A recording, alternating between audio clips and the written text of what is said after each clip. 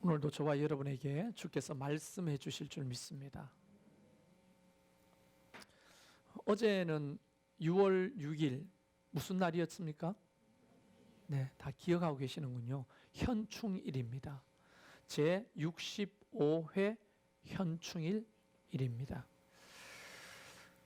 어제 조카들하고 현충일이 뭐 하는 날이냐고 이렇게 서로 묻게 됐는데요.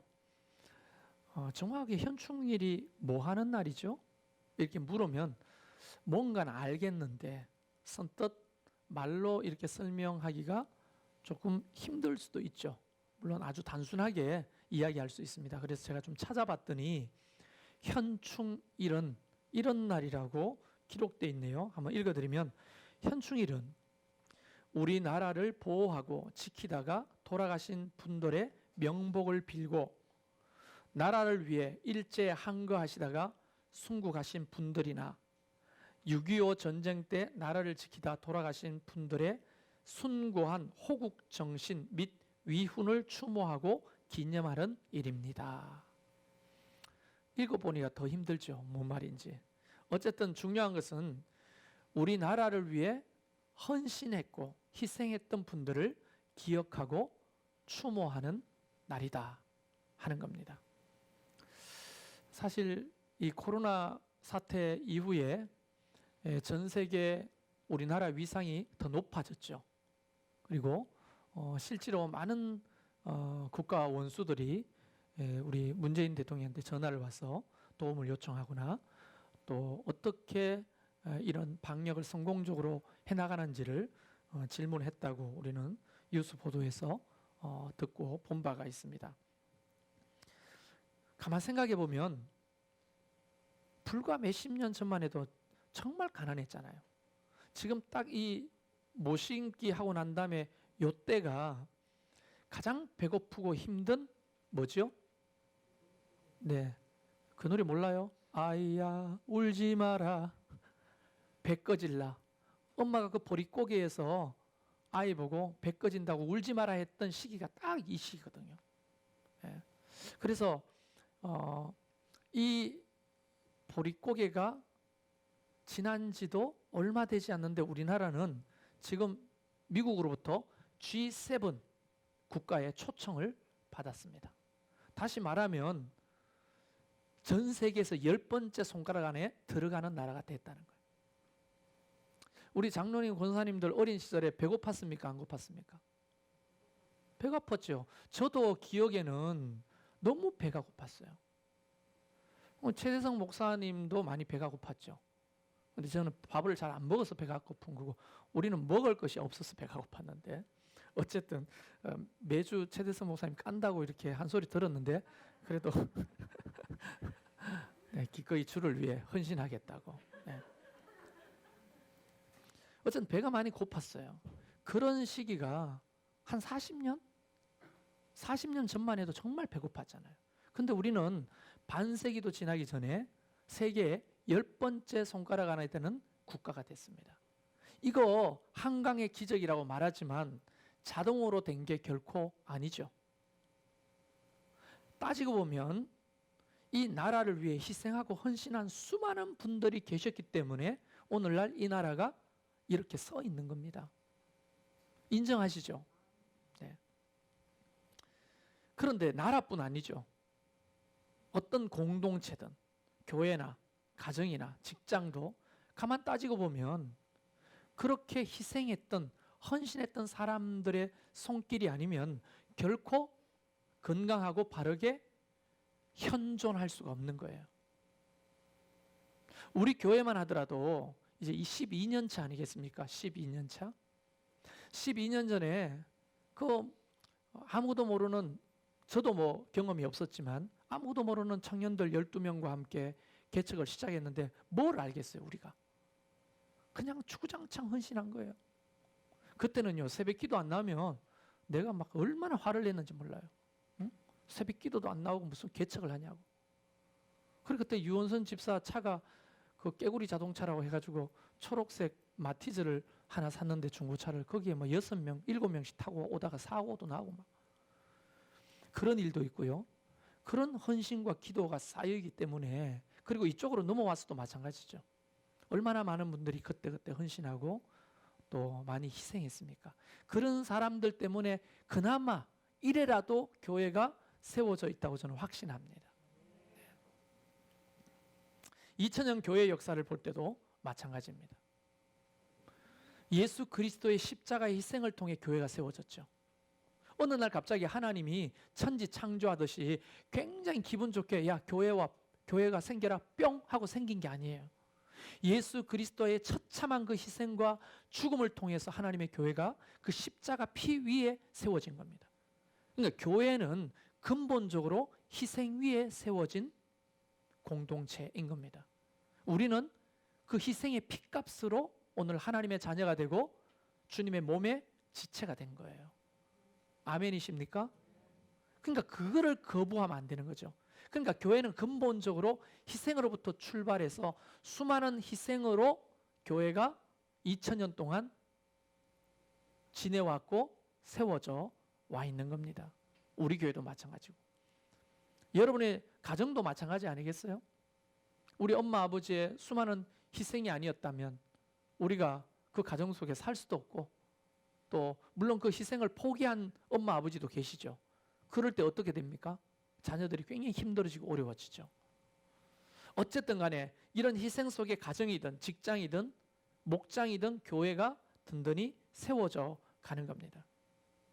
그래서 이번 6월은 보통 사회에서는 호국 보훈의 달이다 그렇게 말하죠.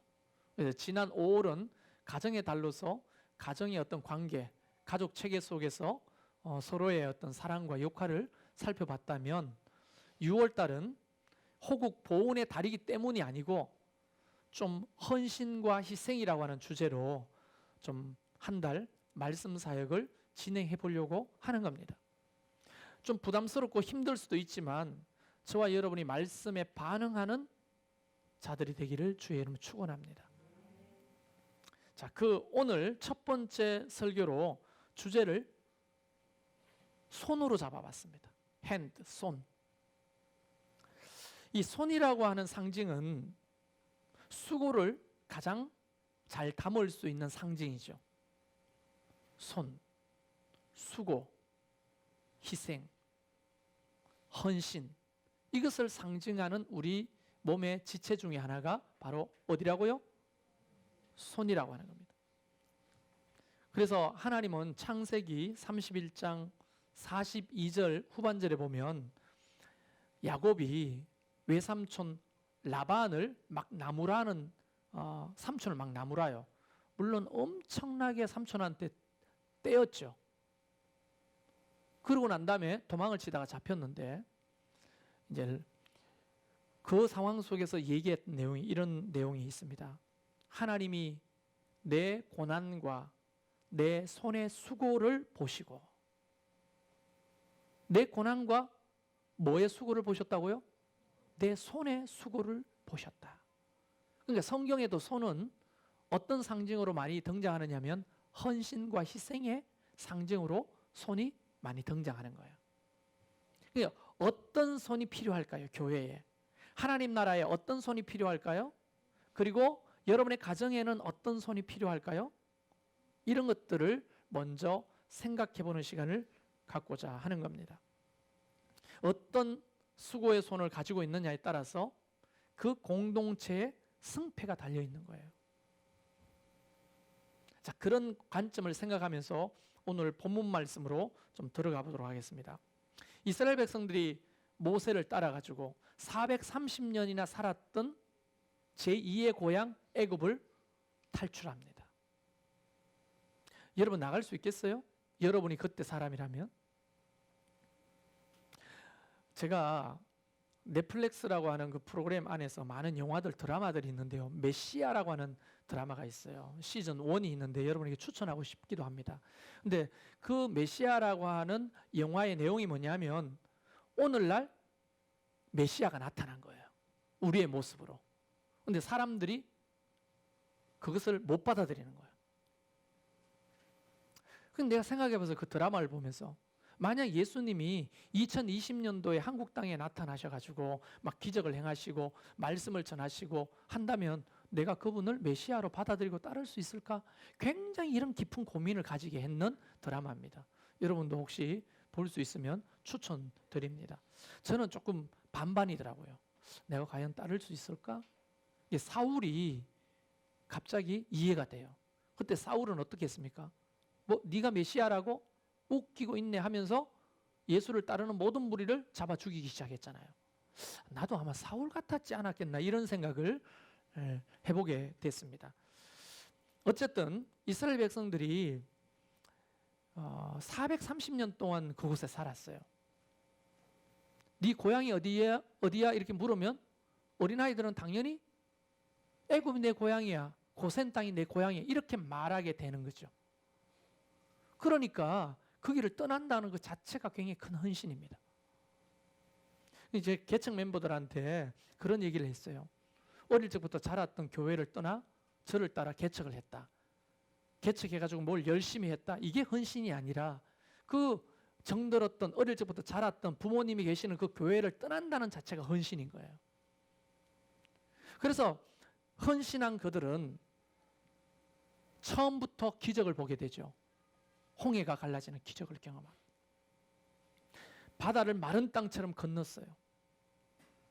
그리고 쓴물을 만납니다. 하나님이 그 쓴물을 단물로도 만들어 주셨어요. 배가 고팠습니다. 하나님이 하늘에서 만나를 내려 먹게 하셨어요. 근데 사람이 참 간사하죠. 우리가 애굽에서는 맨날 이쑤시개로 고기를 낀 것을 빼고 살았는데 여기는 맨날 이런 만나만 먹고 어떻게 사느냐. 하나님이 또 메추라기를 주셔가지고 고기를 실컷 먹게 하셨죠. 그런데 오늘 본문 읽진 않았습니다. 17장은 반석에서 물이 나오는 장면이 나오는데요. 목이 말랐어요. 그런데 마실 물이 없는 거예요. 이스라엘 백성들이 폭발합니다.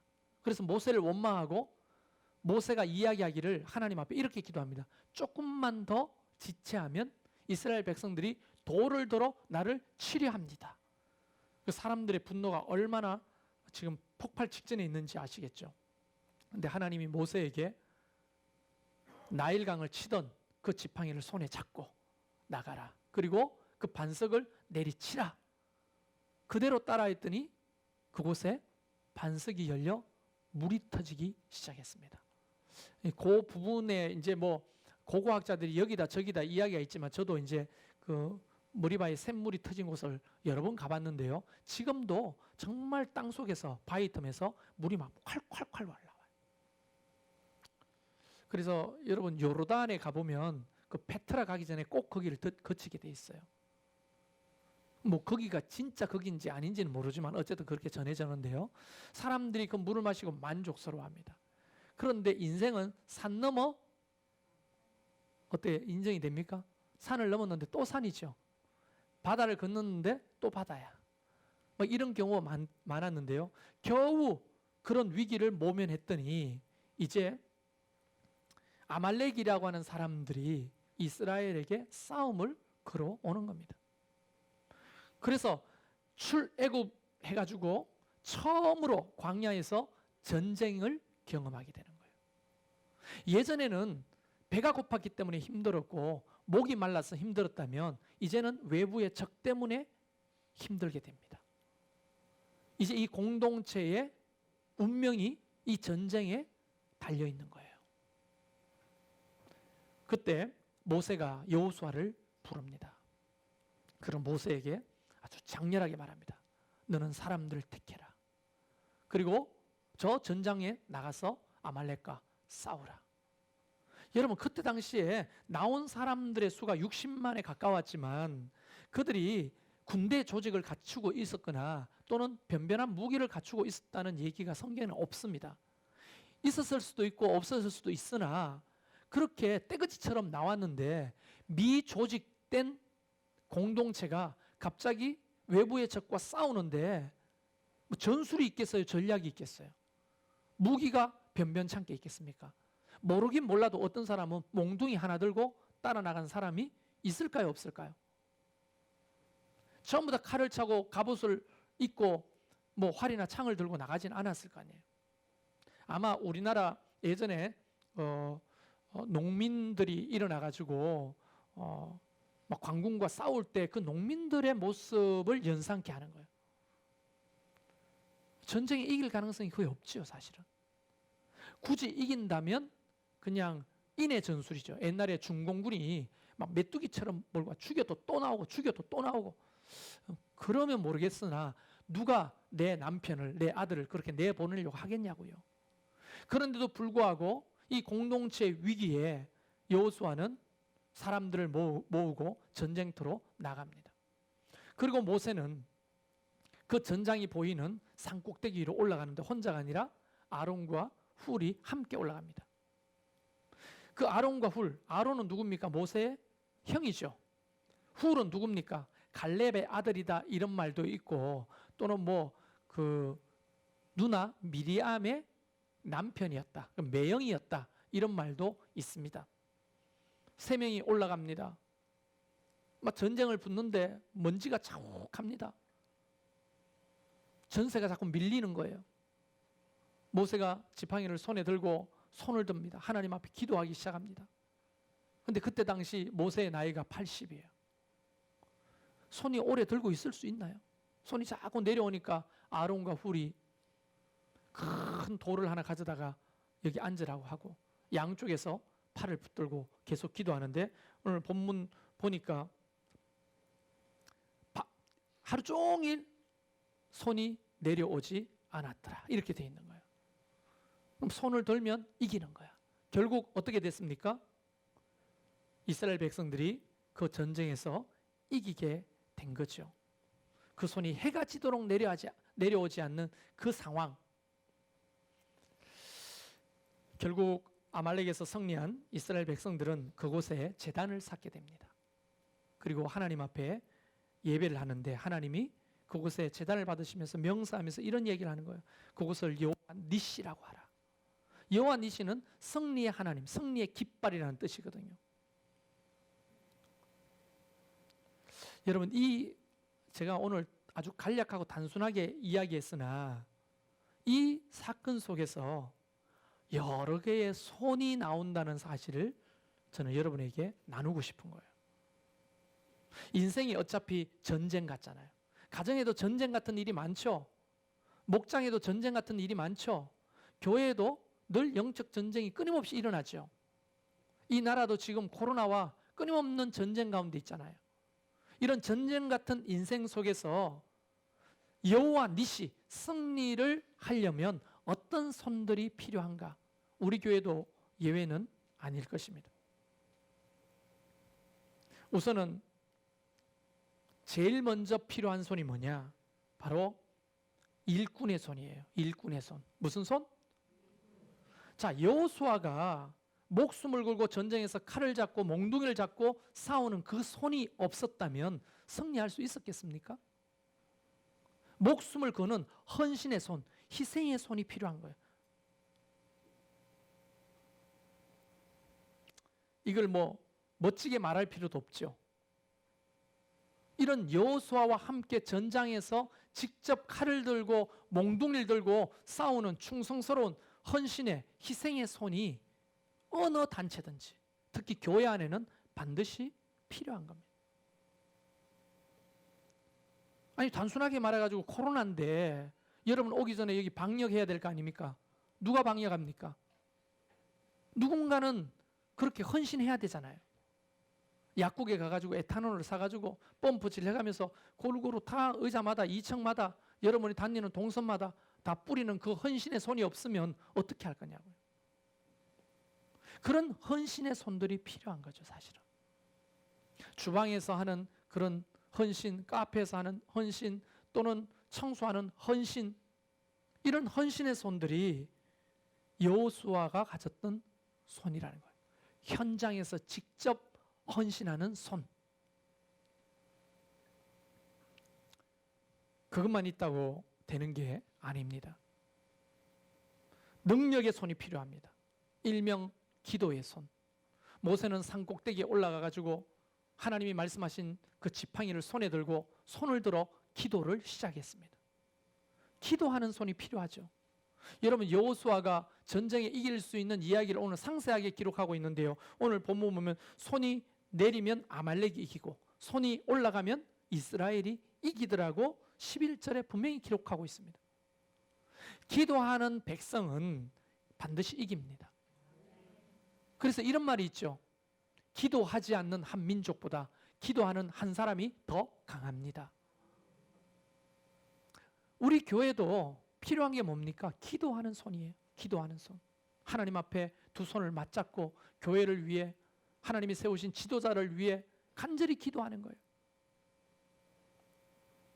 여러분, 목자로부터 들었는지는 몰라도 우리 건축에 이제 희망의 문이 열리기 시작했습니다. 온누리교회 이재원 목사님과 제가 지난 목요일 날 미팅을 했습니다. 한 2시간 정도 둘이 만나 식사하면서 이야기를 했는데요.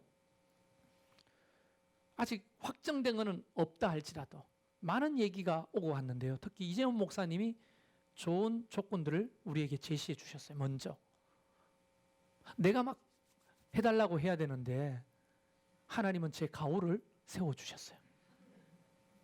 그 이재원 목사님이 여러 가지 대안들을 먼저 제시해 주시더라고요. 그래서 너무 감사하더라고요. 바로 요 앞에 있는 그 땅이, 요 지금 상가 건축하고 있죠. 상가 건축하는 땅부터 시작해 저쪽 건물 있는 땅까지가 다 온누리 교회입니다. 그것을 그건 뒤에 이야기하면 괜히 말부터 해가지고 부정탄다 뭐 이런 사람이 있을까 싶어가지고, 그러나 그곳에 하나님의 교회가 세워질 가능성이 열렸습니다. 얼마나 놀랍습니까? 우리가 생각합니다. 그동안에 기도의 손들이 많았는데 중도에 포기하는 손도 많았어요. 이거 뭐 되지도 않는데 맨날 올라가가 기도하라. 비가 오나 눈이 오나 저 산 꼭대기는 아닙니다만 산에까지 올라가가지고 써가 비 맞고 기도하고 눈 맞고 기도하고, 이거 되는 건 되는 거야 뭐야? 7절 말씀에 이런 말이 있습니다. 여호와께서 우리 중에 계신가 안 계신가 하였습니다. 이스라엘 백성들이 이런 거예요. 우리가 5년 동안 이런 경매에 떨어져 가지고 예배당을 얻지 못하고 쫓겨나 가지고 전전긍긍을 할 때 하나님이 과연 살아계시는가? 그리고 또 건축을 하려고 땅을 샀는데 그게 또 안 되니까 하나님이 살아계시는가? 또 주인 할아버지가 내년에는 나가라 하는데 우리는 어디로 가야 하는가? 수많은 부담감과 어려움이 있어서 아예 기도조차도 이제 가물가물거리고 포기하는 거예요. 건축에 대한 기도조차도. 그러나 여러분, 기도하는 사람, 끝까지 기도하는 사람이 있었죠. 중보기도실에서 끝까지 기도하고 새벽에 끝까지 기도하고, 물론 가정에서도 기도하겠지만 그런 사람들의 기도가 여호와 니시를 선포하게 되는 겁니다. 이제 문이 열리기 시작했다는 거예요. 근데 우리는 건축만 바랬잖아요. 근데 따지고 보면 온누리교회가 우리를 지원해주고 협력한다고 하면 우리가 소상공인이야. 조그마한 소상공인인데 삼성이 도와주겠다 하면 여러분 땡 잡았어요, 안 잡았어요? 우리는 그냥 그걸 원하지도 않았어. 근데 그런 일들까지 열리기 시작했다는 거예요. 이게 다 기도의 손이 있기 때문에 가능한 것이라고 저는 확신합니다. 중도에 포기하는 손들도 많았지만 끝까지 기도하면, 기도는 쌓이면 반드시 때가 되면 이루어지는 것이에요. 할렐루야. 근데 혹시 제가 노파심에 이야기하는데 공짜로 지어주나, 이런 게 아닙니다. 지금 우리가 날로 먹으려면 안 되죠. 하나님의 일은. 그런 능력의 손, 기도하는 손, 그것이 반드시 교회 안에는 필요하고 목장 안에도 필요합니까? 안 합니까? 목장에 기도하는 목장은 망하지 않습니다. 누가 뭐라도 기도하지 않으면 아무리 자기끼리 모여가 고기 구워 먹고 찌짐 구워 먹고 뭐 밥에 먹고 뭐 언니 오빠 뭐 너무 좋다 해도 망합니다. 기도하는 목장은 망하지 않습니다. 기도하는 사람이 있어야 되는, 기도에 손을 든 사람이 목장 안에 반드시 있어야 되는 거예요. 교회도 마찬가지.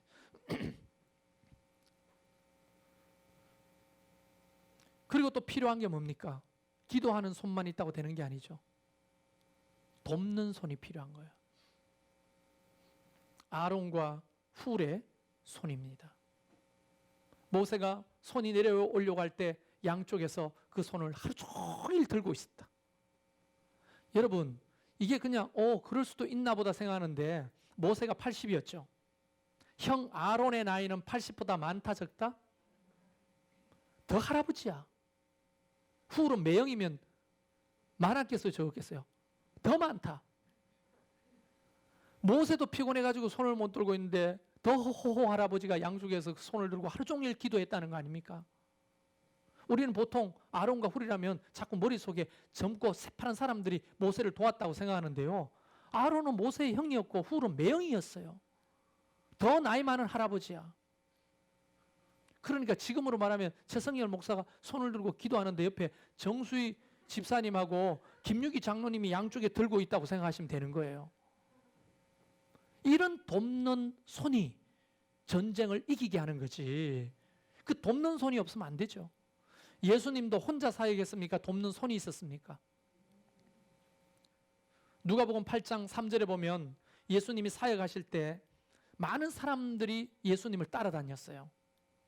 그럴 때마다 많은 사람들이 또 도왔겠죠. 누가복음 8장 3절에 헤롯의 청지기 구사의 아내 요한나와 수산나와 다른 여러 여자와 함께하여 자기들의 소유로 그들을 섬기더라. 예수님을 따라다니면서 말하지 않았는데도 자기 소유를 가지고 집에서 김치 가져오고 언니 나 열무김치가 좀 있는데 가져올게. 그래 고마워 가져와. 나는 오늘 깍두기 담아올게. 이러고는 그 언니 부대가 모여가지고 사람들 예수님의 그 12제자와 예수님뿐 아니라 거기 따르는 사람들에게 밥을 해대고 먹을 것을 나누고 예수님의 사역이 힘을 얻고 확장되어 가는데 이 돕는 손길이 없었다면 아무것도 못했다는 거예요.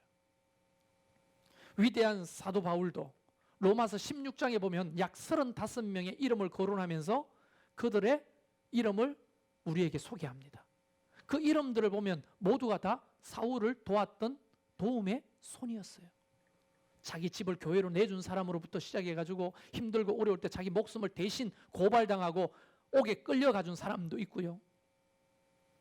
함께 굶고 함께 어려움을 경험하고 그곳에서 도와줬던 손길이 있었기 때문에 사울이 바울 된 겁니다. 우리는 바로 옆에서 도왔던 최고의 사람을 알고 있죠. 그 사람의 이름이 위로의 아들 바나바입니다. 그 바나바가 가지고 있던 손, 또 로마서 16장에 등장하는 35명의 그 섬김의 손이, 돕는 손이 바울을 만드는 거고 예수님의 사역을 도왔다는 거예요. 그러나 어떤 사람은 손가락질합니다. 손가락질하는 손이 있어요. 구경만 하는 손도 있어요. 어떤 사람은 돌을 던지는 손도 있습니다. 어떤 손을 가진 사람들이 있느냐에 따라 그 공동체는 완전히 달라지는 거예요. 자, 지금 세 가지의 손을 이야기했습니다. 처음에는 여호수아가 가지고 있던 일꾼의 손. 우리 중에 있나요, 이런 사람? 그 다음에 모세가 가졌던 기도의 손. 기도의 손을 드는 사람이 있습니까? 세 번째, 돕는 손. 아론과 훌이 가졌던 그 도움의 손. 자, 이런 손이 다 있다 할지라도 한 가지 손이 빠지면 아무것도 아닌 겁니다. 어떤 손일까요? 네? 누가복음 11장 20절에 예수님이 친히 이런 얘기를 합니다. 그러나 내가 만일 하나님의 손을 힘입어 귀신을 쫓아낸다면 하나님 나라가 이미 너희에게 임하였느니라. 성자 하나님이신 예수님조차도 누구 손을 의지했다고 말합니까? 하나님의 손을 의지했다고 말하잖아요. 아니 까짓거 귀신 하나 물리치는 게 대수입니까? 그냥 예수님이 나타나기만 해도 귀신이 벌벌벌 떠는데, 근데 예수님이 고백하기를 하나님의 손을 의지하여 귀신을 쫓아냈다고 말하는 거예요. 예수님도 하나님의 손을 의지했다면 그때 당시 아말렉과 전쟁했던 이 이스라엘 백성들은 어떤 손이 도와줬을까요? 하나님의 손입니다. 교회는 하나님의 도움의 손길이 없으면 아무리 헌신의 손, 여호수아 같은 도움의 손, 기도의 손이 있다 할지라도 하나님이 돕지 않으면 그 기름 부으심이 떠나요. 촛대가 옮겨져 버려요. 아무것도 아닌 그냥 친교 공동체로 전락해 버리는 거예요. 그냥 문화센터와 같이 변해 버리는 거예요. 그냥 동아리로 끝나는 거예요, 교회가. 목장이 그렇게 되면 안 되는 거지. 교회가 그렇게 되면 안 되는 거죠. 교회는 하나님의 도움의 손길, 하나님의 사랑의 손길이 있어야 되는데 그것을 저는 기적의 손이라고 믿습니다. 온누리교회와 이런 접촉이나 이루어지는 일들도 사람의 능력으로 된 게 아니죠. 아니 우리나라 최대 교회 목사님이 이름도 알지 못하는 작은 교회 목사님을 왜 오라 하라 합니까? 그것도 뭐 좋은 식당에서 먹는 게 대수는 아닙니다만은 서강이 한식집이 훨씬 더 맛있지만 그래도 제가 메리어트 호텔 식당에 초청받아가지고 에비앙 물을 마시면서 이야기를 했다는 거 아닙니까? 떨리더라고. 에비앙 물 딱 따라주는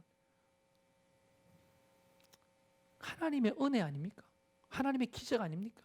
그게 뭐 내 수고가 어디 있으며 우리의 수고가 사실 어디 있습니까? 미미한 거죠.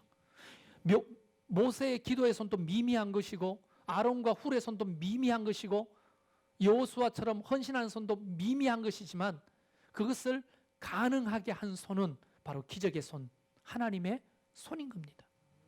할렐루야. 여러분의 인생에도 한번 적용해 보시겠습니까? 여러분의 가정에 힘들고 어려울 때마다 이런 손들이 필요하겠지만 하나님의 기적의 손이 닿아야 하는 거예요. 여러분의 남편에게, 여러분의 자녀에게, 부모에게 하나님의 기적의 손이 닿으면 여호와 니시를 선포할 수 있는 거예요. 할렐루야. 근데 아무나 하나님의 손이 닿냐 이거예요. 성경을 읽어본 패턴이 있어요. 패턴. 하나님의 손이 등장할 때는 언제나 이런 여호수아 같은 일꾼의 손, 아론과 훌과 같은 도움의 손, 모세와 같이 기도의 손을 가진 사람들을 돕는 거예요. 그래서 옛날 우리 조상들이 참 대단한 영성을 가졌다고 봐요. 이런 말을 하잖아요. 하늘은 스스로 돕는 자를 돕는 것이다. 우리가 먼저 이런 손을 가지고 헌신하기 시작하면 하나님이 우리를 도와주신다. 그래서 제가 예전에 만든 동화 중에 엘라 꼴짜기의 돌멩이 5 형제라고 하는 동화가 있어요. 그 동화 속에 이런 겁니다. 이제 다윗이 골리앗을 쳐 죽이려고 돌멩이를 줍습니다. 5개를. 제구 안에 넣어요. 그리고 물매에 그 돌을 얹습니다. 그리고 그 돌리죠. 그리고 탁 났는데 돌이 날아가죠. 시속 몇 킬로로 날아갔을까요? 한번 상식적으로 생각해보면 그게 200km 속도로 날아간다 할지라도 그 짱돌이 3m 크기의 거인의 정수리를 맞춰서 쓰러뜨릴 확률이 얼마나 되냐고요. 그래서 제가 생각한 거지. 그 돌이 날아갈 때 보이지 않는 하나님의 손이 날아가는 돌을 붙들고 박찬호처럼 다시 한 번 더 던져주신 게 아닌가 하는 거죠. 그 동화의 내용은 바로 그겁니다. 비록 하고 연약하지만 보이지 않는 하나님의 손이 언제나 그곳에 있는 거예요. 어떤 사람에게 믿음으로 반응하는 손이 있는 사람들에게 하나님의 기적이 속에 들어가는 거죠. 가만히 있고 하나님 도와주세요. 하나님 도와주세요. 나는 아무것도 안 하고 하나님 도와주세요. 뭐가 되냐고요. 국가도 청년들한테 매칭 프로그램을 많이 가지는데요. 청년들이 열심히 일해서 10만 원을 저금하면 국가가 10만 원을 보태서 저금해 주는 프로그램들이 있었습니다. 지금도 있는지 모르겠네요. 뭐 희망 드림 뭐 통장인가 해가지고. 그런데 국가가 내가 10만 원 일해서 10만 원을 넣어야 국가도 10만 원을 보태가 20만 원 저금하도록 해주는 거지. 통장만 개설 해놓고 일 안 하고 국가여 나한테 10만 원을 주시오 하면 누가 주겠냐고요. 하나님의 나라의 법칙도 빗나가지 않습니다. 상식적이에요. 이런 여호수아와 같이 헌신하는 손을 가진 사람들이 모여있는 교회, 아론과 훌처럼 돕는 자의 손길이 있는 교회, 모세처럼 기도의 손이 있는 교회를 하나님은 그 기적의 손으로 도울 뿐 아니라 그 가정도 마찬가지라. 그 목장도 마찬가지라는 거예요. 왜 목자하기 싫은 겁니까? 목자로 좀 섬기시오 하면 왜 싫은 거예요? 왜 부담스러운 겁니까? 돕는 손길이 없기 때문에 부담스러운 거예요. 그런 돕는 손길이 있기 시작하면 짐을 나누어지기 시작하고 훨씬 더 가볍게 쉽게 지기 시작하는 거예요. 우리 교회는 이제 굉장히 중요한 시점에 도달해 있습니다. 제가 지난주도 그런 얘기를 했죠. 저 멀리서 뭔가가 다가오고 있다고. 그게 뭔지는 모르지만 제가 영적 직감으로 그걸 느끼고 있어요. 뭔가가 다가오고 있어요. 제가 이런 표현을 썼습니다. 무엇을 상상하든지 상상 이상일 거예요. 하나님은 째째하게 일하는 법이 없어요. 항상 우리가 뭘 상상하든지 그 이상일 겁니다. 할렐루야. 그런데 우리가 그저 먹으려고 한다면 그곳에 무슨 하나님의 기적의 손이 있겠습니까? 키는 우리에게 없어요. 우리 손에 없다고요. 그 키가 하나님 손에 있는 것이고 온누리교회 손에 있는 거예요. 지금이라도 온누리교회가 무산됐습니다, 할 수 없습니다 하면 오늘 끝인 거예요. 우리 손에 가지고 있는 키는 아무것도 없어요. 그러나 우리 손에 쥘 수 있는 키가 있어요. 뭔지 아십니까? 하나님의 손을 움직이는 키를 가지고 있는 거예요. 우리가 헌신하기 시작하고 우리가 돕기 시작하고 우리가 기도하는 손을 가지기 시작하면 하나님의 손이 움직이기 시작한, 할렐루야. 그런 일들이 저와 여러분에게 일어나면 좋겠어요. 우리 교회에 일어나게 되면 좋겠어요. 그래서 하나님이 우리가 많이 떠나기도 하고 코로나 때문에 위축돼 있지만 여기 계시는 여러분을 통해서 하나님이 새 일을 행하실 줄 믿습니다. 우리를 통해서 우리가 상상하는 그 이상의 놀라운 은혜를 우리에게 주게 될 줄 믿습니다. 그래서 하나님이 오늘 저와 여러분에게 말씀합니다. 너는 무슨 손을 가지고 있니? 우리 잠깐 찬양하면서 기도하겠습니다.